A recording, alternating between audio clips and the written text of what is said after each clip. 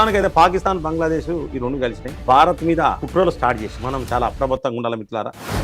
మనం పాకిస్తాన్ లో పోయి సర్జికల్ స్ట్రైక్ చేసి వచ్చినాం. మన తెలుగు కత్తే పుల్వామా దాడులు చేస్తే గట్లుంటది మనది. నరేంద్ర మోడీ గారు అంటే ఈ యొక్క బీజేపీ ప్రభుత్వం అంటే గట్లే ఉంటది. మరి షేక్ హసీనాను గద్ద దింపడంలో పాకిస్తాన్ ప్రధానమైన పాత్ర వహించింది. నేను క్లియర్ గా చెప్తున్నా మిత్రులారా, పాకిస్తాన్ ప్రధానమైన పాత్ర వహించింది.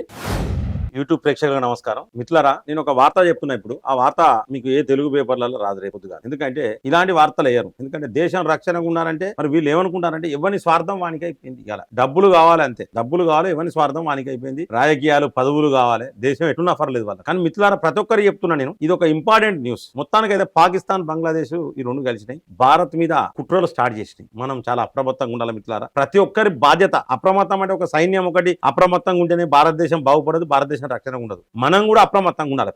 ప్రతి ఒక్క పౌరుడు, దేశంలో పుట్టిన ప్రతి పౌరుడు కూడా అప్రమత్తంగా ఉండాలి. ముఖ్యంగా ఏంటంటే వీళ్ళిద్దరు ప్రధానమంత్రులు, బంగ్లాదేశ్ కు సంబంధించి వాడు యూనస్ గాడు, అలాగే పాకిస్తాన్ వాడు. సో పాకిస్తాన్ ప్రధానమంత్రి వీళ్ళిద్దరు కూడా న్యూయార్క్ లో కలుసుకున్నారు. న్యూయార్క్ లో కలుసుకొని వీళ్ళు మాట్లాడింది ఏంటంటే సార్క్ అంటే ఈ సార్కుల దాదాపు భారతదేశం ఉన్నది. సార్క్ అనేది ఒక సంస్థ. ఈ సంస్థ పెట్టుకున్నారు. సో ఈ సంస్థల భారతదేశం ఉంటది. అలాగే పాకిస్తాను, బంగ్లాదేశ్, శ్రీలంక, ఆఫ్ఘనిస్తాను, భూటాను, మాల్దీవులు, ఇవి ముఖ్యంగా ఇవి ఉంటాయి, నేపాల్. సో ఈ దేశాలన్నీ కలిపి సార్క్ అని ఒక ఏర్పాటైనాయి. సార్క్ అనే సంఘంగా ఏర్పాటైపోయినాయి. సో ఇది 2016 నుంచి దీనికి సంబంధించిన సమావేశాలు జరుగుతలేవు. అలాగే దీనికి సంబంధించి ఎందుకు సమావేశాలు జరిగాయి అంటే దీని ఉద్దేశం ఏంటంటే ఇందులో ఏ ఒక్క దేశం సమావేశానికి హాజరు కాకపోతే ఎట్టి సమావేశం జరగదు. అంటే దాని ఎయిమ్స్ అండ్ ఆబ్జెక్ట్స్ ఆ విధంగా ఉంటాయి మిత్రులు. దాని లక్ష్యాలు ఆ విధంగా ఉంటాయి. దాంట్లో నియమ నిబంధనలు, రూల్స్ అండ్ రెగ్యులేషన్స్ ఆ విధంగా ఉంటాయి. ఏంటంటే ప్రతి దేశంకి సంబంధించిన ప్రధానమంత్రి అటెండ్ అయితేనే ఆ మీటింగ్ అవుతుంది. ఏ ఒక్కరు రాకున్నా కూడా ఆ మీటింగ్ కాదు, ఏ నిర్ణయాలు తీసుకోరు మిత్రులారా. ఇది సార్క్. అయితే ఈ యొక్క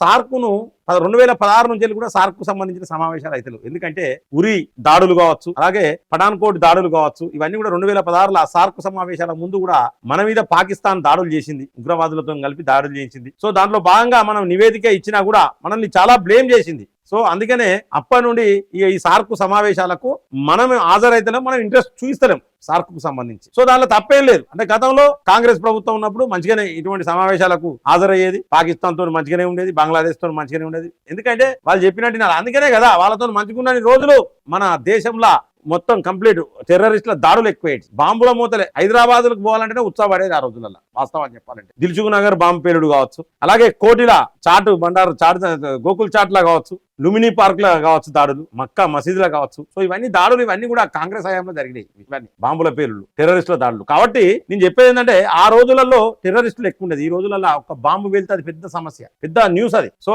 అటువంటిది ఇప్పుడు జరగట్లేదు, ఎందుకంటే నరేంద్ర మోడీ గారు ఉన్నారు కాబట్టి. సో ఇక పాకిస్తాన్ కు బంగ్లాదేశ్ ఏంటంటే మన దేశం మీద కుట్రలు జరిగినాయి. షేక్ హసీనాను గద్ద దింపడంలో పాకిస్తాన్ ప్రధానమైన పాత్ర వహించింది. నేను క్లియర్ గా చెప్తున్నా మిత్రులారా, పాకిస్తాన్ ప్రధానమైన పాత్ర వహించింది. ఇప్పుడు వీడు తాత్కాలిక ప్రధాని ఎవడైతే యూనస్ ఉన్నాడో వీడేంటంటే పాకిస్తాన్ తో సంబంధాలు, అంటే ఇక్కడ ఇస్లామిక్ రాడికల్స్ గ్రూపులు కూడా పాకిస్తాన్ తో మంచి సంబంధాలు పెట్టుకోవాలని చెప్పడం వల్ల కూడా ఈ యొక్క బంగ్లాదేశ్ ఖచ్చితంగా పాకిస్తాన్ తో మంచి సంబంధాలు పెట్టుకుంటా ఉన్నాయి. సో వీళ్ళిద్దరు కలిసి ఏంటంటే భారత్ మీద, అంటే ఏ క్షణాలైనా భారత్ మీద ఏదైనా చేయాలనే ఆలోచనతో ఉన్నాయి. అసలు ఈ సార్క్ సమావేశాలను పునరుద్ధరించాలి అనే వీళ్ళ ఎజెండా ఎందుకు అంటే వీళ్ళు ఆర్థికంగా పాకిస్తాన్ దెబ్బతిన్నది, ఆర్థికంగా బంగ్లాదేశ్ దెబ్బతిన్నది. సో ఈ సమావేశాలు అయితే ఆర్థికంగా పుంజుకోవచ్చు, ఈ ఆర్థికంగా ఏ విధంగా పుంజుకోవాలనే కొన్ని అంశాలను ఆ సమావేశంలో ప్రస్తావించవచ్చు అనే ఉద్దేశంతో మాత్రమే సార్క్ సమావేశాలు నిర్వహించాలని చెప్పేసి ఈ రెండు దేశాల ప్రధానమంత్రులు కూడా న్యూయార్క్ లో చర్చించుకున్నారు. మరి దీని గురించి మిత్రులారా ప్రతి ఒక్కరు కూడా స్పందించాలి, ప్రతి ఒక్కరు. ఎందుకంటే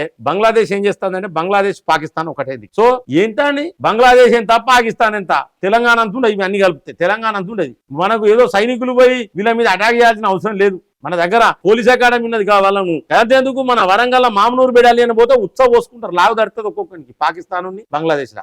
సింపులే, ఎవరు భయపడాల్సిన అవసరం లేదు. ఎప్పుడు ఒకప్పుడు భయపడేది. నరేంద్ర మోడీ గారు వచ్చినాక 5 పైసల వంతు మనం పాకిస్తాన్ లో పోయి సర్జికల్ స్ట్రైక్ చేసి వచ్చినాం. మనం మన తెలుగు కత్తే పుల్వామా దాడులు చేస్తే సర్జికల్ స్ట్రైక్ పాకిస్తాన్ పోయి సంపాదించినాం మనం. గట్లుంటది మనది. నరేంద్ర మోడీ గారు అంటే ఈ యొక్క బీజేపీ ప్రభుత్వం అంటే గట్లే ఉంటది. మరి మన తెలుగు రావాలంటే ఉత్సవ పోసుకుంటారు. వీళ్ళందరూ ఇప్పుడు సమావేశాలు పెట్టి వాళ్ళు ఆర్థికంగా మంచిగా లేరు.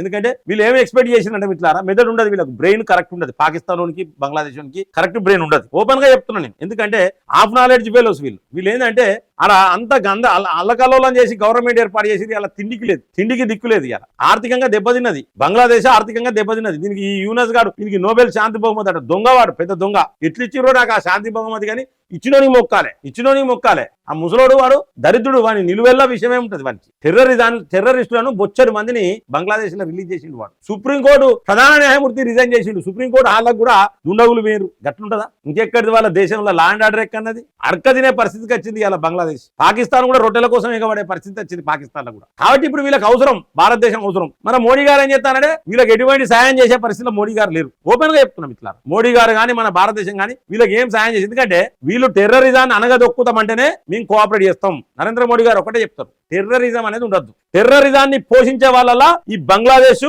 ఈ యొక్క పాకిస్తాన్ ప్రథమ స్థానంలో పాకిస్తాన్ ఉంటుంది రెండో స్థానంలో బంగ్లాదేశ్ ఉంటుంది టెర్రరిజాన్ని పెట్టి పోషించేది పువ్వ పెట్టి పోషిస్తారు పైసలు ఇచ్చి పోషిస్తారు కొంతమంది టెర్రరిస్టులను కావాల్సుకొని మన భారతదేశం మీద దాడి చేయమని కూడా పంపుతారు వీళ్ళు నేను చెప్తున్నా కదా మిత్రులారా కాబట్టి ఇటువంటి సందర్భాలలో మేము సాయం చేయం అనేది నరేంద్ర మోడీ గారు చెప్పారు ఇంకోటి మన దేశానికి వచ్చిన నష్టం ఏం లేదు 5 పైసల వంతు ఇవాళ అమెరికా లాంటి సుసంపన్న దేశాలు కూడా నరేంద్ర మోడీ గారి నాయకత్వాన్ని ప్రశంసిస్తున్నాయి అభినందిస్తున్నాయి ఇవాళ అగ్రగామిల నరేంద్ర మోడీ గారు ఉన్నారు అందరూ ఏమనుకుంటారంటే నరేంద్ర మోడీ అగ్రగామిలో అనగానే కాంగ్రెస్ వానికి మంట పుడుతుంది ఈ ఇండియా కూడా పెట్టుకున్నారు వీనికి మంట పుడుతుంది కానీ మనం ఎంత అగ్రస్థానంలో ఉంటే ఇవాళ చుట్టుపక్కల ప్రతి దేశం కూడా ఇవాళ మన తెరువుకు రావాలంటే కూడా భయపడే పరిస్థితి మనకు కనీసం ఈ యొక్క ఇప్పుడు అమెరికా మనం ఏం చెప్తాది మనకు ఎంతో మంది అమెరికాలో మన తమ్ముళ్ళు మన అన్నలు మన అక్కలు మన చెల్లెలు ఎంతో మంది అలా ఉద్యోగాలు చేసుకుంటారు చదువుకుంటారు సో వాళ్ళకు మంచి హ్యాపీగా ఉంటారంటే బికాస్ ఆఫ్ నరేంద్ర మోడీ గారు కాబట్టి సో మనం ఎంత అగ్రస్థానాలు ఉంటే మనకు అంత ప్రియారిటీ ఉంటుంది ప్రపంచ దేశాలలో సో ప్రపంచ దేశాలలో మొదటి స్థానంలో ఉన్న ప్రధానమంత్రి ఎవరంటే నరేంద్ర మోడీ గారు